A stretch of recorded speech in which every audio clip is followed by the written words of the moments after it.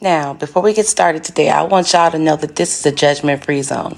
If I have not made that apparent yet, everything that I'm doing is out of love, and we all are coming from different walks, different experiences. We have our own stigmas, we have our own challenges, whether it's weather, lighting, space, being in a rental, being with other people. I get it, but we can all grow something to help us out just a little bit if we try.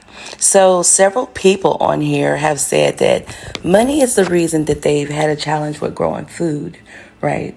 Okay.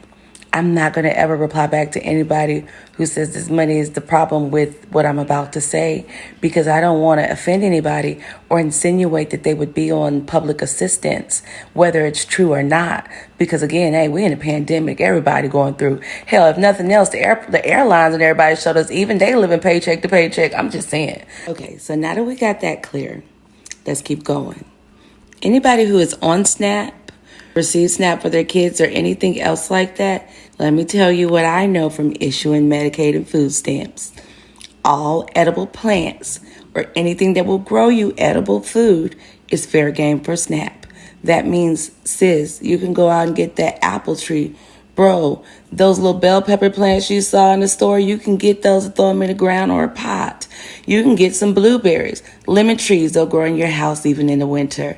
There are several things you can do, whether it is a container in ground, on your land. Hell, go plant them at your grandma's house, because consider this. Apple tree at Walmart in the spring is $20, $25 at the most, $15 bare root, right? Put that in the ground. It's going to grow you apples. Every year you're going to get apples for $25. Now, with inflation and all, $25 is probably going to get you about 3-4 bags of apples in the real world. Yo, you just pay for apples for life with that $25 at the most. Y'all, you don't understand how you can grow your food. Seeds. For every seed you plant, you really save about $20 or so growing food of your own. You'll know where it came from.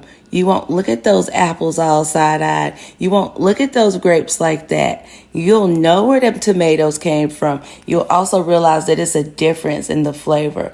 More so than that, there's Prozac in the soil. Did you know that? There's microbes for it. So that's why it's so good for mental health. And you'll be out there grounding, and you'll be showing your kids another life skill and a way of survival if the infrastructure was to ever collapse.